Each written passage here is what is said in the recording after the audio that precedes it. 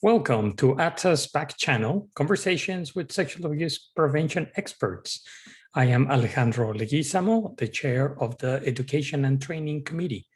Today, I have the honor of chatting with Laurie Kepros.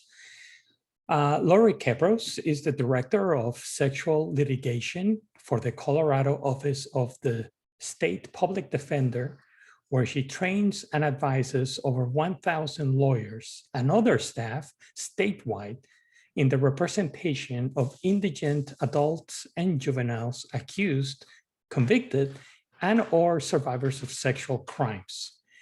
In over 20 years as a public defender, she has tried and consulted on more than 6,000 sexual offense cases.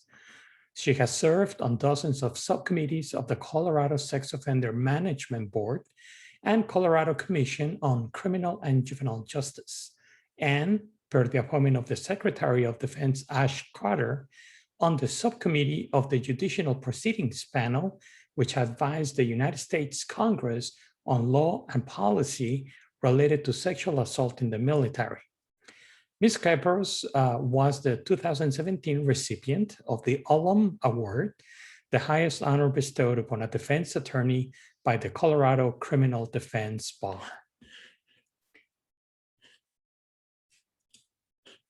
So, hi, Laurie. How are you? Hi, Alejandro. I'm great. I should know that also Attorney Kepros is also a member of the Education and Training Committee. So we have one of our own participating in the Zoomcast, which is very exciting. In ATSA's Backchannel, they're no longer called Zoomcasts because everybody calls them that.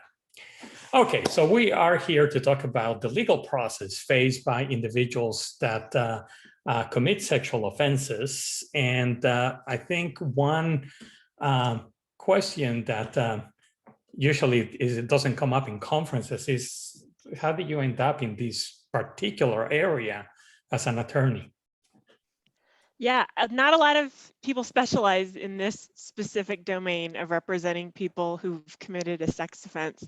I would say not the fantasy job I had when I was 5 years old or anything like that. But I took the kind of circuitous path I think a lot of people in this field have found themselves on. And you just end up with the good fortune to end up in the work at the end. But for me, the path started with a completely uninformed announcement that I was going to go to law school when I was in about the 5th grade.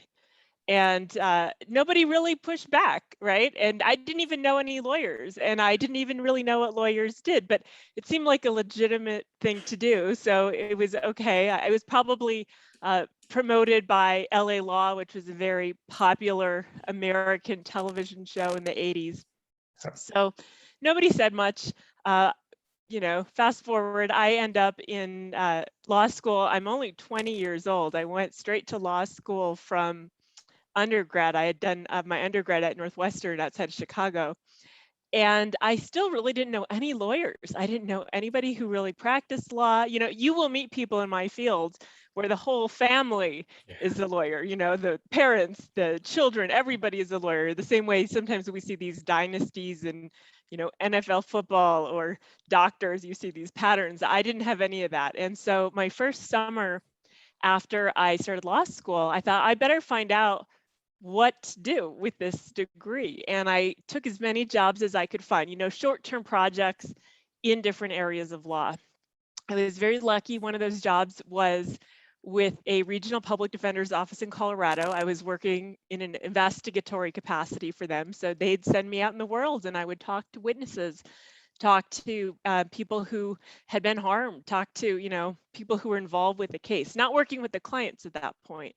And the work was just so moving and so impactful. And I had been really privileged. I didn't grow up in a family that was impacted by the legal system. And so to come to understand that this was work that touched real people's lives really spoke to me. And in a way that all the other work I was doing, which was much more, corporate, money oriented, just wasn't connecting with me. And then my second summer, an internship in a capital defense office in the California Public Defender. And so they were representing people in appeals who had been sentenced to the death penalty.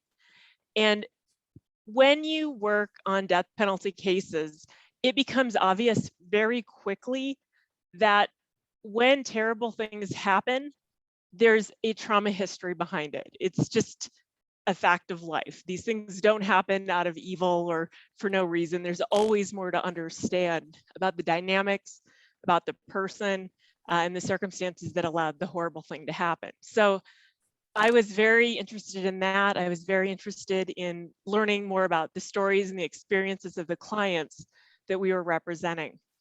I ended up taking a full-time job in the Colorado Office of the State Public Defender. I started that job in 2000 after a judicial clerkship. And then, they just throw you in the deep end. And so I started the work of being a public defender. I had a full caseload. Over time, I had a full felony caseload. I've tried every kind of case. I have tried a 16-week death penalty case. I have tried, every kind of case you have in our state court system. So about 2005, I started to notice that the cases that were taking the most of my time and really requiring the most, legal involvement, just like they were cases that took a lot of hands-on attention, were the cases involving sex offenses. And unsurprisingly, a lot of people did not enjoy working on those cases. And so someone in my office had the idea, well, what if for the people assigned to this set of courtrooms, we have a specialist. And this specialist will take all of the cases where the client is accused of sexual assault on a child. Me, being maybe unusual, volunteered for that job. And so that was my caseload for several years. And in a way, it was a good fit because I really felt like I couldn't specialize the way I wanted to when I was having to do that, and the murder cases and the drug cases and the burglaries and everything else. So, I just kind of jumped in with both feet. It's very difficult work. It's very emotionally draining. The needs of the clients and their families, are kind of infinite. And yet it was so interesting. And the types of cases, even with the same sort of set of charges, the diversity of the cases, the diversity of the issues, the allegations, the dynamics of the client obviously are so great. So I really thought it was fascinating. And one thing I noticed pretty early on is that in my state, there was a real push to treat all of these cases like they were the same thing. And this kind of, fantasy that, sex offenders are this thing, and this is what we do with sex offenders. And there were very prescriptive rules for, if they were going to be in the community, what treatment looked like, what kind of community supervision components they were going to have. And I was, young. I knew I didn't know that much. I thought, oh, maybe there's a good reason for these rules. So I started exploring that. And for a lot of these rules, the deeper I looked, the less I could find to really support these principles, other than what I think are just community dynamics of moral panic, fear, reactivity, right? Those are things that really seem to be the reason we have some of the policies we have, instead of being evidence-based or research-based. Mm-hmm. Well, fast forward a few years, the head of my agency around 2010 really felt like there was a crisis in my agency. We are a statewide agency. We represent all the defendants in Colorado who are poor and who are accused of crimes across the whole state. Colorado is unusual to have a statewide system. But the state had gotten this law in 1998 called the Lifetime Supervision Act. And this is a law that creates mandatory indeterminate sentencing schemes for most hands-on child and adult sex offenses that are felony level.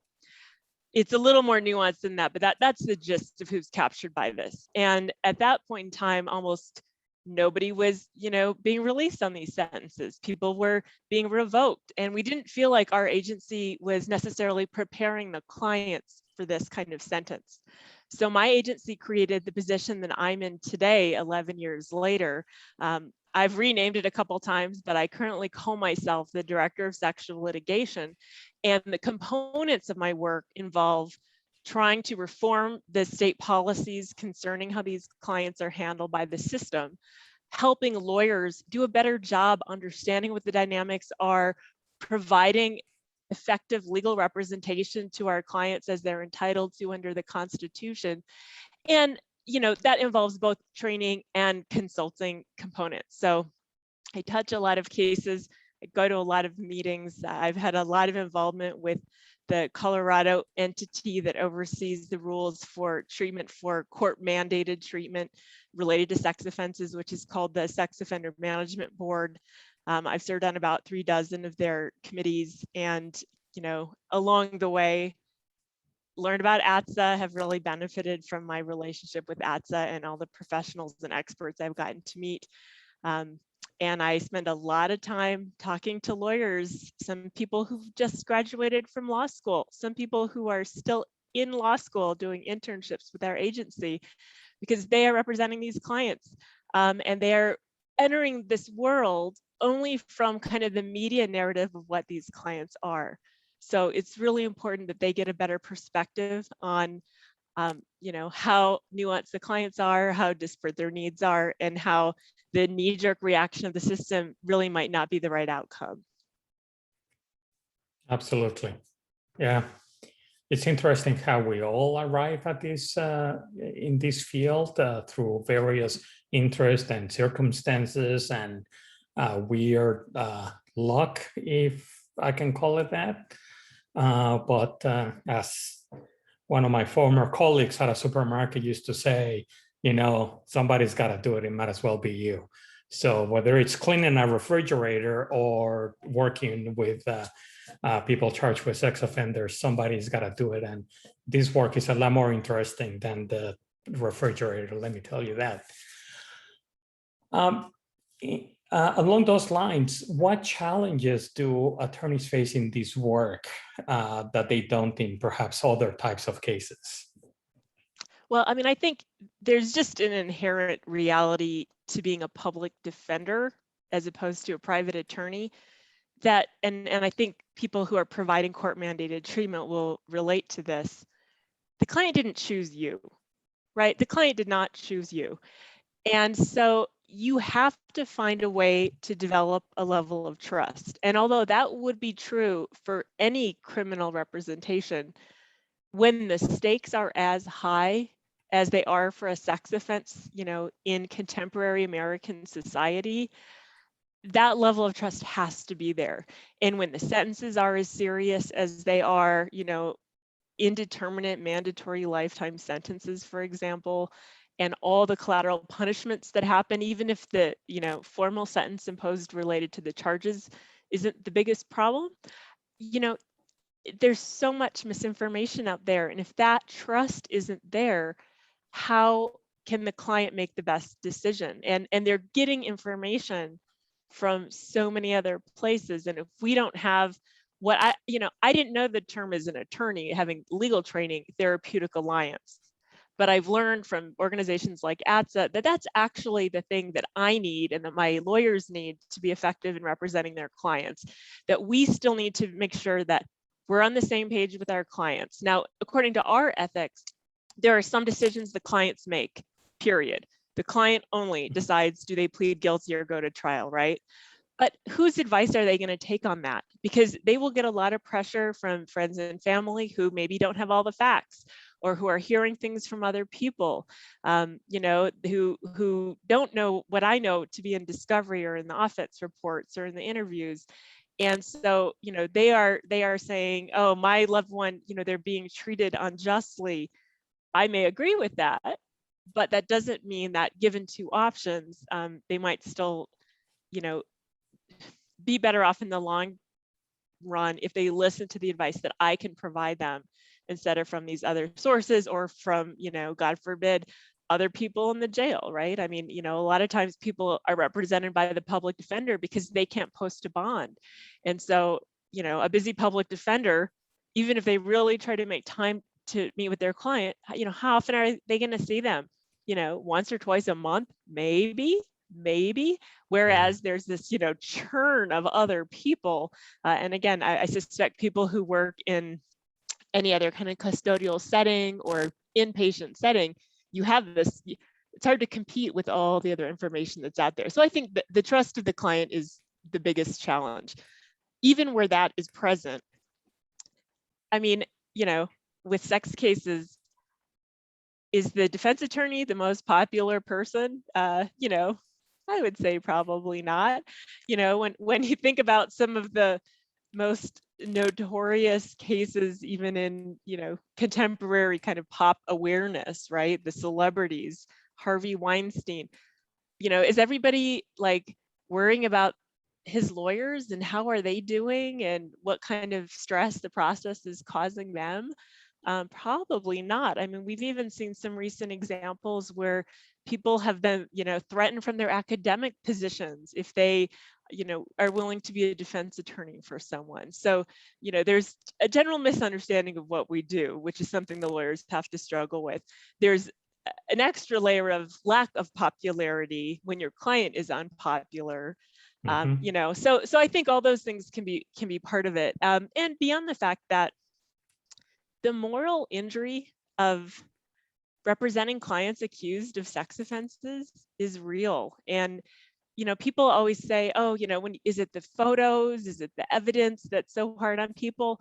And I know there are people who have struggled occasionally with a particularly, graphic or gruesome case. But that is not the reason people leave the field or quit their jobs, in my experience.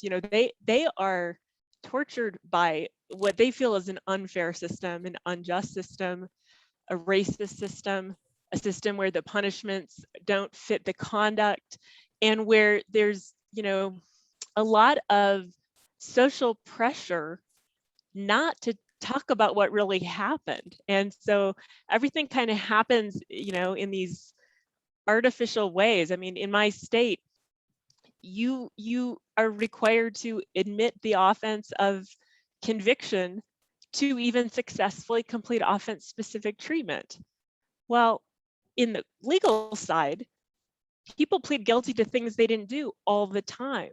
And so you end up with this, huge tension, and it wears on the clients and it wears on the lawyer who has to sit there with the client and say, this isn't about what you or I believe happened, but these are the options this system is presenting to you. And that takes its toll on people. There's no doubt about it, especially when you're meeting with a client who is insistent that they are innocent, that they have not done the same thing that the system is saying they have done. And I will tell you, I've had the Perry Mason moment. I've lived it. I was literally in the 5th day of a jury trial with a client who'd been accused of sexually assaulting an adult woman. It was an affair for him. It was a violation of his marriage vows. And she had said he had raped her.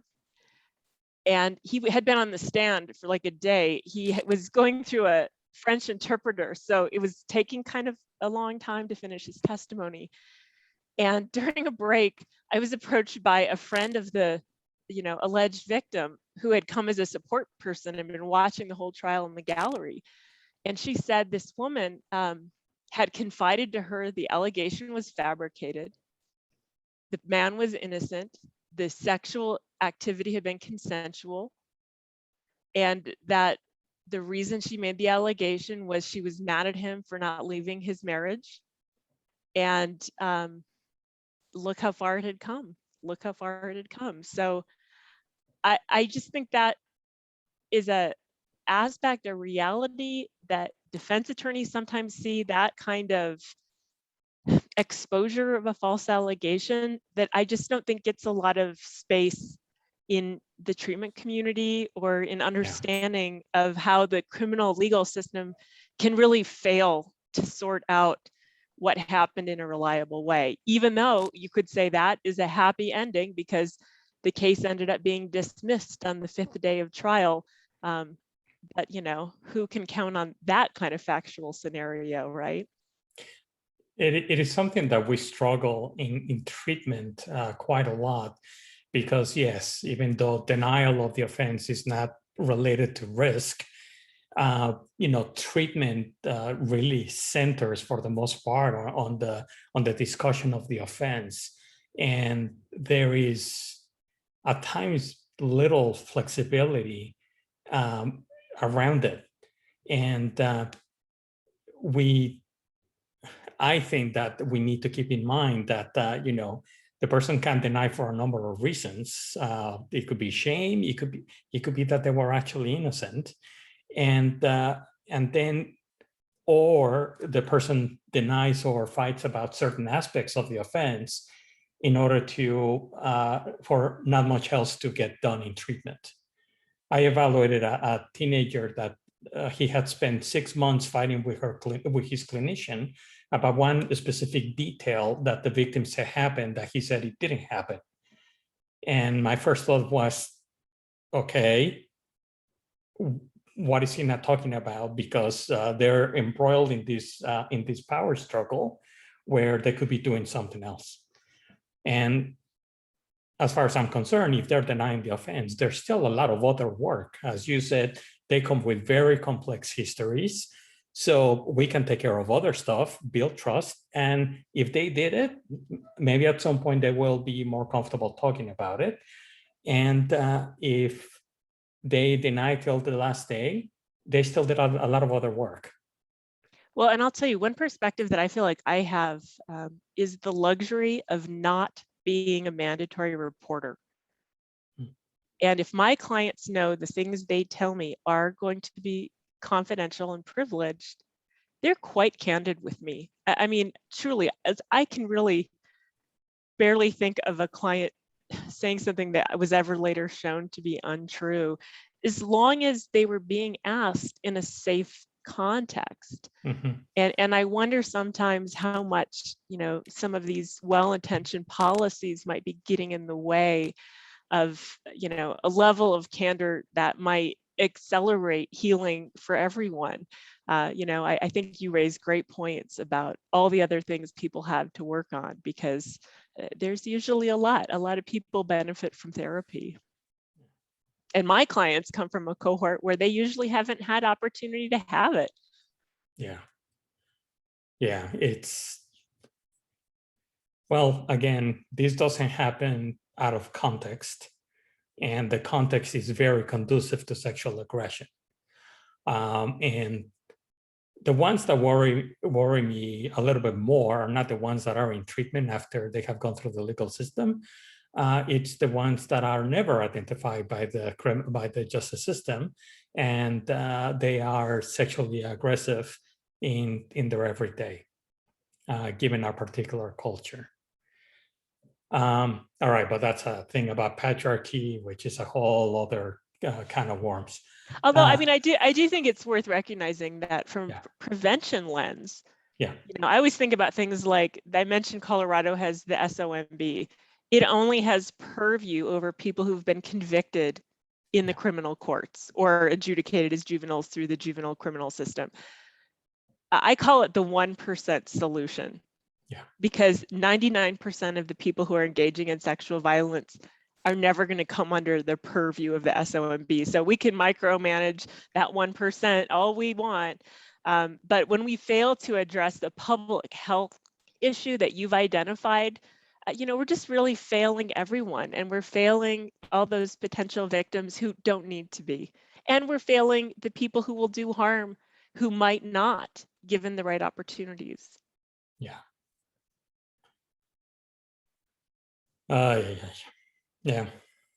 Easy stuff, no problem. We gotta fix society. Right. So could you briefly describe what is the process that a person charged with a sex offense goes through? I can't do it briefly, but I'll try to do it in a summary way.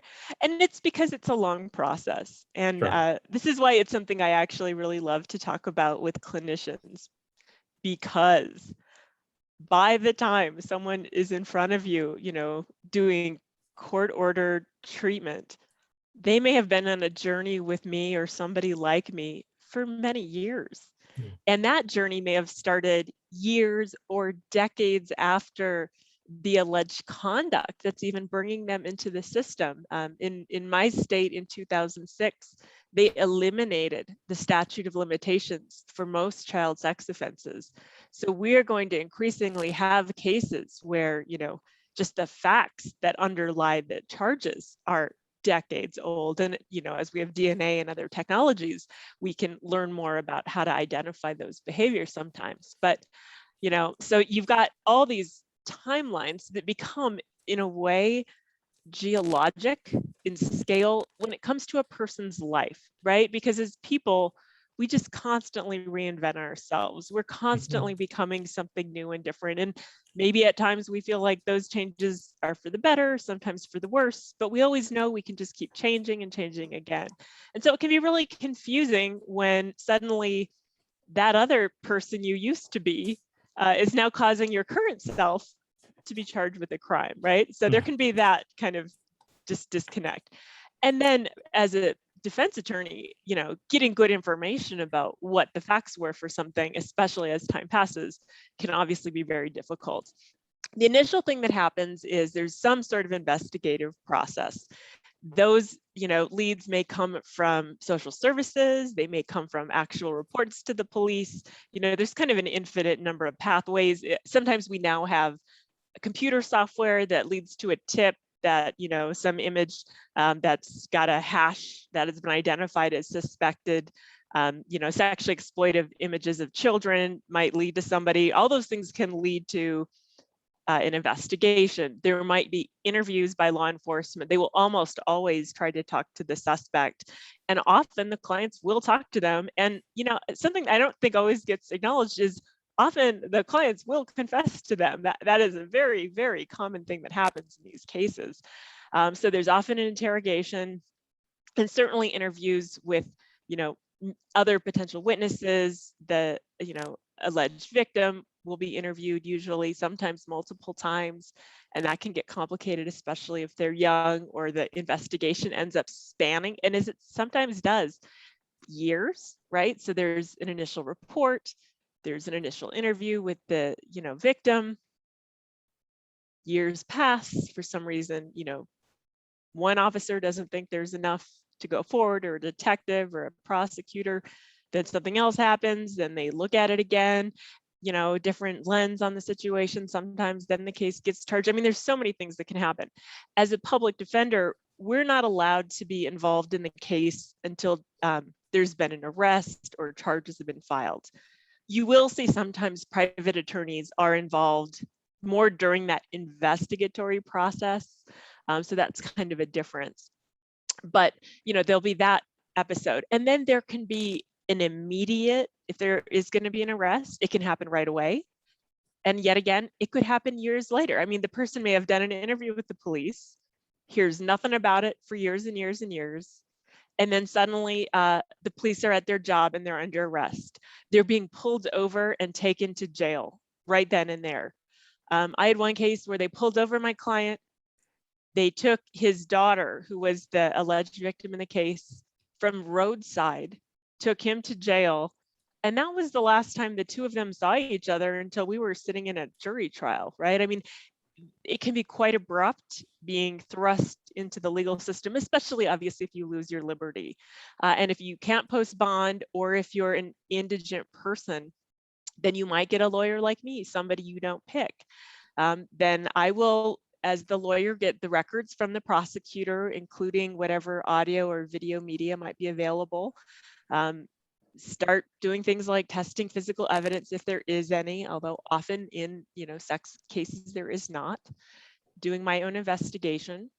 There may be pretrial hearings, bond hearings, preliminary hearings, arraignment, motions hearings. There might be status conferences. And I learned early as a public defender, the clients often don't know what these are. And they would, if they've posted bond, or even if they're being brought over from the jail, they're just being shuffled through this system and they don't even know why they're there, what's going to happen. I have had some people show up at their first appearance. They think they're going to trial that day.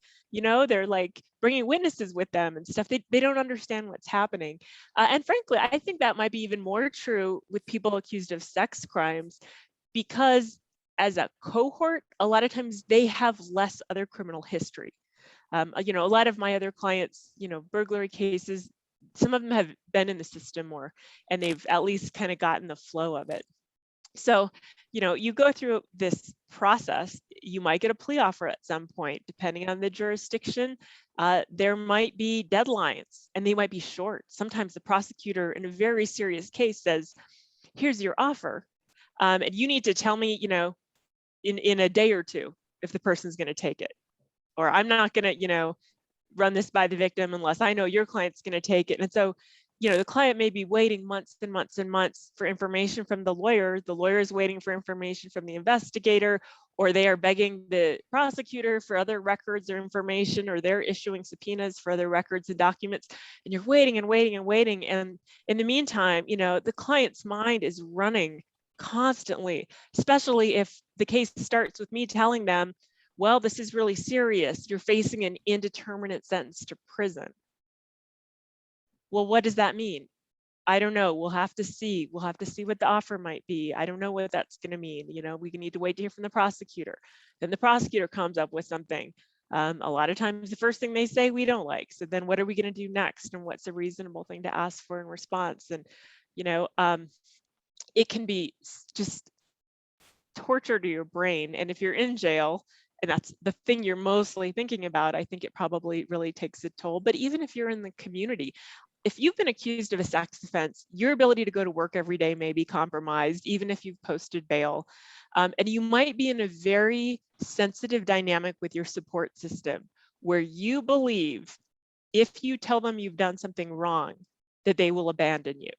Or maybe they've put up their house. Maybe they've put up, you know, $50,000 or $100,000 for a bond, for a lawyer, for an expert, for an investigator. And I think clients are so worried about losing that support that, as you're saying, what are the reasons they deny things? Well, that's one. They are so afraid of losing that support, especially if they're in the community. So all those things are going on. And again, the timeline on this, I mean, we can be talking weeks, months, and in many cases, years. I think it's very common for a sex case that actually ends up going to trial or almost going to trial to take multiple years to get to that stage. So if you have a client who's now been convicted at trial, you know, they may have been denying this offense for many years to many different people. And, you know, it's going to take a lot of courage for them to say something different at this point. And in the meantime, if they're appealing their conviction, people like me are going to tell them, don't talk about it. Because if we win in the Court of Appeals and you get a retrial, the things you are saying during treatment will be used against you. And that can even include things that are not really the facts of the case, but a little more generic. Like there was a interesting Colorado Supreme Court case a few years ago where the man was being asked in polygraph questions about having fantasies about minor children.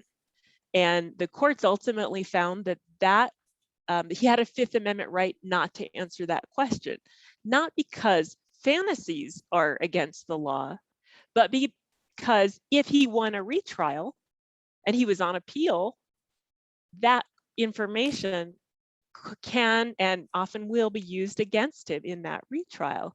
And so the court said, no, not for now. Now, I mean, depending on the system, there are sometimes ways the prosecutor can give the person immunity. In the federal system, I think there's even some ways that the defense can ask for that. In my state, only the prosecutor can even ask for that. But, you know, it can put the person in a difficult situation. And it's also a really tricky area of law. So I know a lot of clinicians are like confused by Fifth Amendment issues and supervising officers.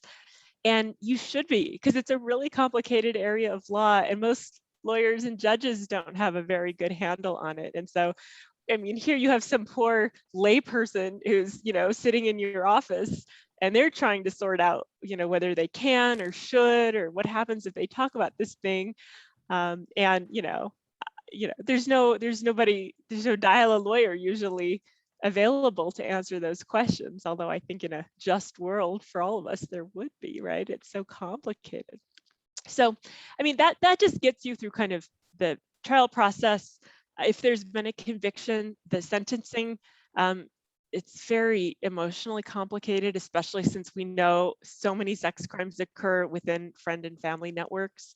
So just the, emotional weight of that event usually is quite difficult, even if there hasn't been a trial.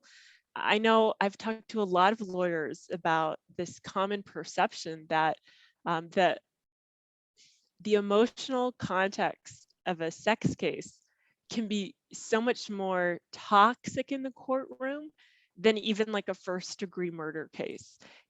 There's just so much that people are experiencing in in their emotional life, and here, who's there? Bunch of lawyers, sometimes some cops, maybe a victim advocate or not.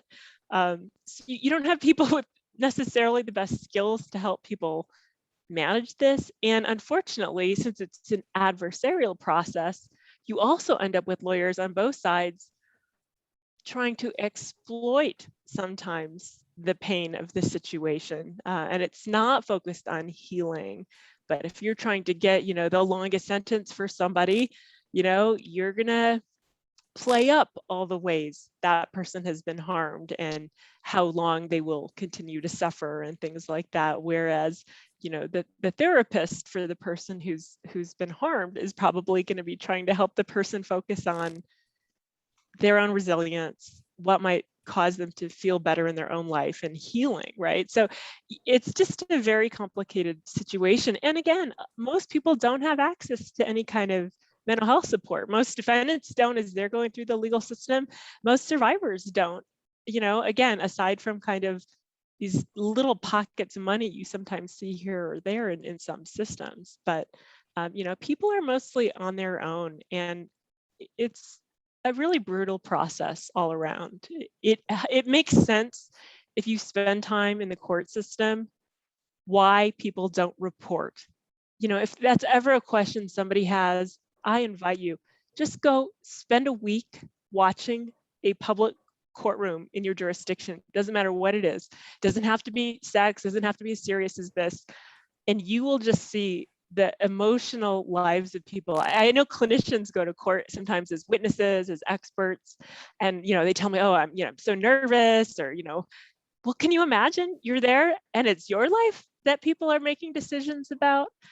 It's I know that I get desensitized to it sometimes because it's my job, but sometimes I kind of step back and go, wow, what if I was coming here to find out if I could see my children? These are huge consequential things that happen in our court system.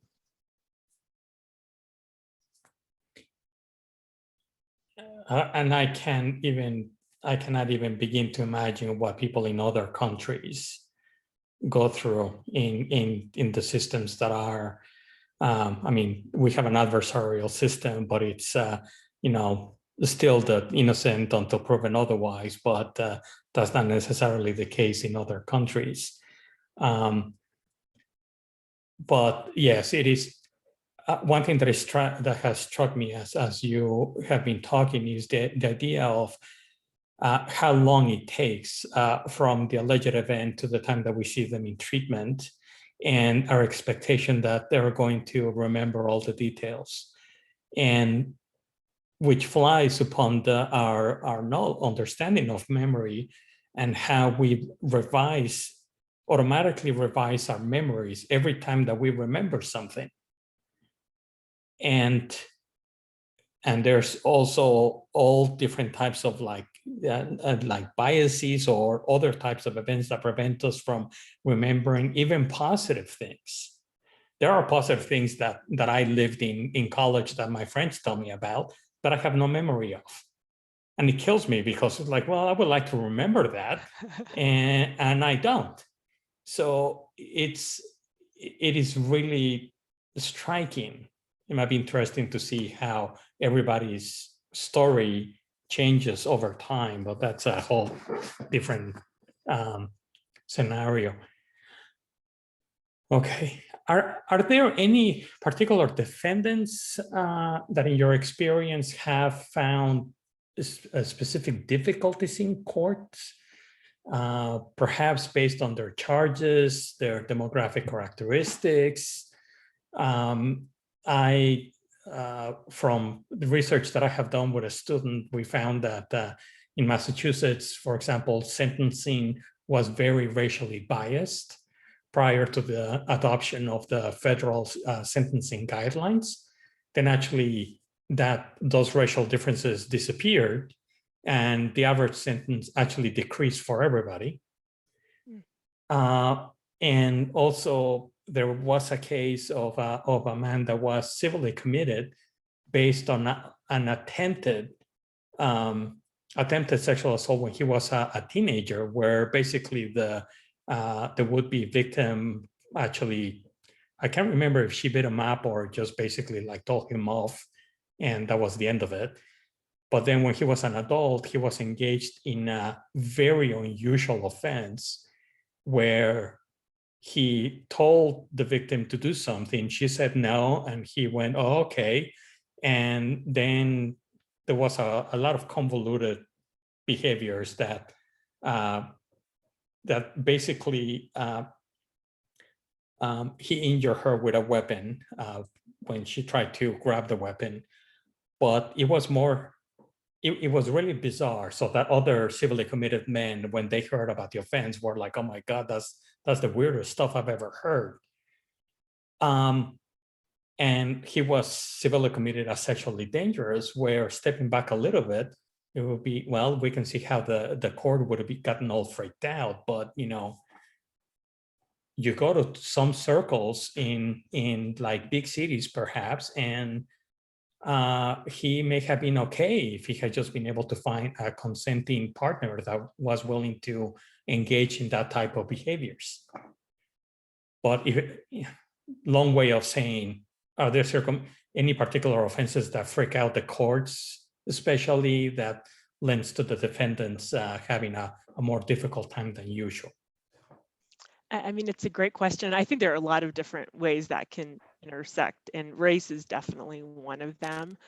I think anything, as you say, that gets perceived as really unusual, that can certainly trigger reactions. I've noticed it's been interesting. There are some prosecutors who are really uncomfortable with anal sex, and even as we see it becoming normative in U.S., in surveys of American sexual practices, there are some that they just think there's something weird about that in their mind. And so you get those kind of strange biases. I think often we don't recognize enough that prosecutors really have the most power in the legal system when it comes to criminal court. Because of mandatory sentencing, it's really the prosecutor who's deciding the outcome 99% of the time. Very few cases end up in trial. And even when there is a trial, if there's a conviction, the judge's hands are often tied.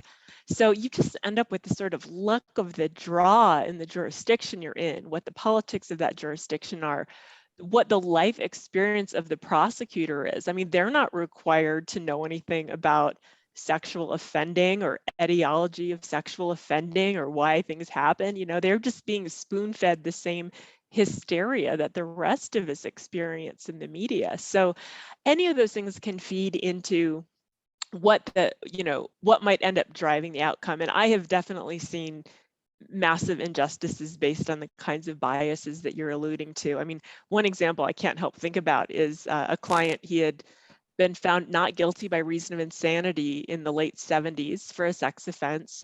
He had various diagnoses, all in some ways related to schizophrenia over the years, but seemed to do pretty well on medication. And at some point, he's in the hospital doing his thing, doing the classes they want him to do. And he makes a comment to female nursing staff. He called her beautiful. But he's like 6'2" and African American. And there are very few people at the state hospital in Colorado who look like this guy. And the next thing you know, he'd been about 15 years by that point. He was regressed. He was taken out of treatment. He was put on a high security ward. He said, hello, beautiful. I combed the records, because you always go, there's got to be more to this. I couldn't find a single indication of anything else having happened.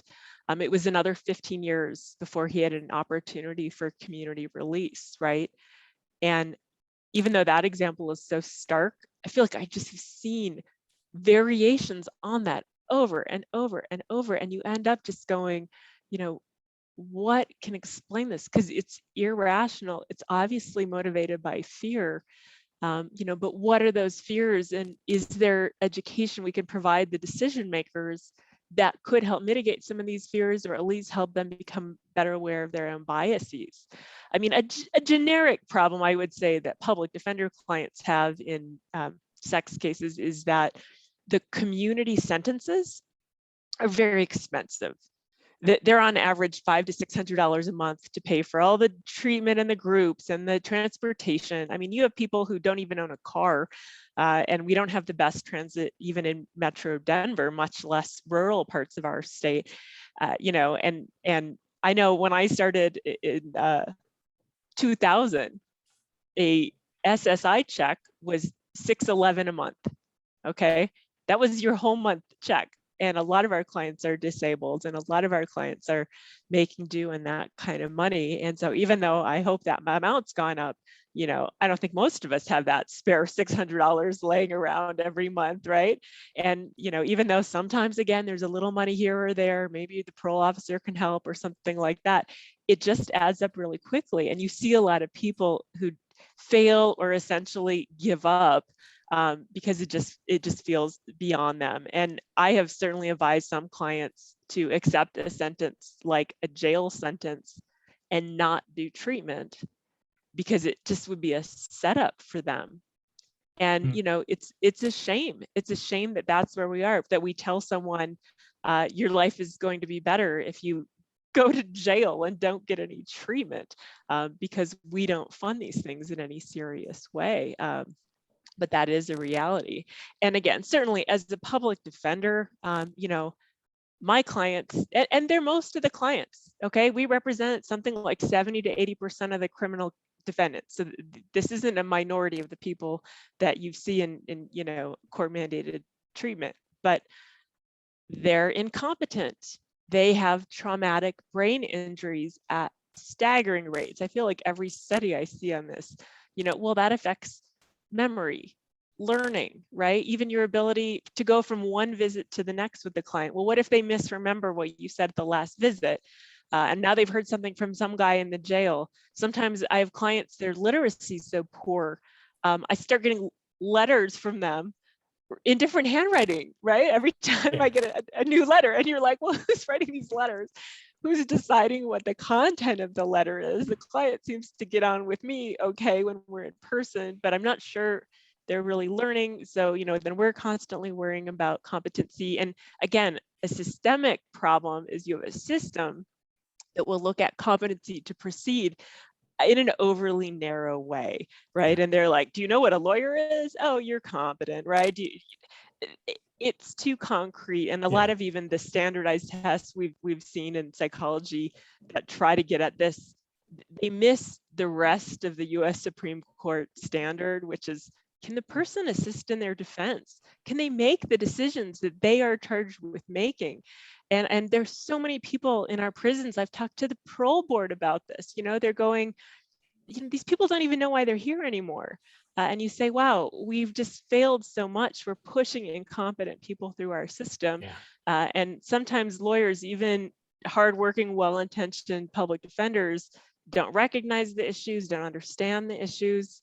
I've had clients who are insisting to me they have criminal history they don't have, right? And everybody always expresses caution, the clients, you can't count on self-report, they underreport. I have people who are endorsing things they don't have, and what do we do with that? So there are just so many challenges. I mean, one thing I should just throw out too before I forget, when it comes to the biases, my anecdotal experience is that if you go to trial and you're attractive and it's a sex offense, your chances of being acquitted are pretty good. And if you're any kind of funny looking, you might lose. And that's been true for me, regardless of really the merits of the evidence. And that's pretty alarming, isn't it? That kind of human bias, right? It feeds into even how the jury perceives the situation and what their expectations are. And I know I've certainly seen clients in their relationships with their treatment team.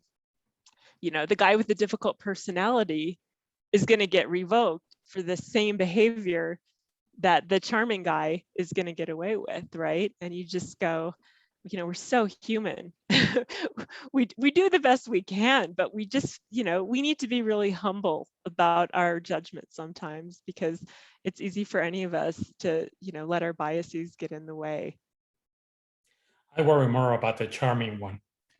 I have seen cases of men high in the psychopathy spectrum be released from civil commitment because they put up, you know, they were typical looking, maybe attractive, and put up a good show of crying in court, and was released. And then you have certainly the ones that kind of like look like a sex offender, and it doesn't matter what they're doing, they're not going to be liked by the clinicians, also because we're going to have that bias too, and it's really sad. We have come to the end of our time. I wish that we had even more time, so maybe we'll have to do this again in the at some point in the future to talk about more about this process, because there's all kinds of issues. I know that you had that case way back when of the traditional healer that brought upon a question as to whether that was a standard practice. And then you asked me, and I didn't know, so I asked somebody in Texas, didn't know. That person asked somebody in Mexico City, they didn't know, but they found somebody in northern Mexico that actually was able to corroborate the practice. So it's never a dull day, and it takes attorneys that are invested in order to provide the people with the best defense possible. And it's very, very good to know that there are attorneys out there that are doing this work, as opposed to getting good representation that costs like, $50,000 for a retainer, and then like an exorbitant amount for the work done. So I would like you to thank you very much, not only for talking with me today, for being part of this committee and involved in ATSA, but also for the work that you have done. Well, thank you so much. It really is my pleasure to do it. And I really appreciate the chance to chat with you, Alejandro. And I'm so grateful for all of your ongoing fascinating research in this field. I have even more ideas for you of things to study now. Oh, great. Thank you. Thank you for watching our podcast. Don't forget to visit atsa.com for more information. And until next time, I am Alejandro Leguízamo. Hope you have a great day.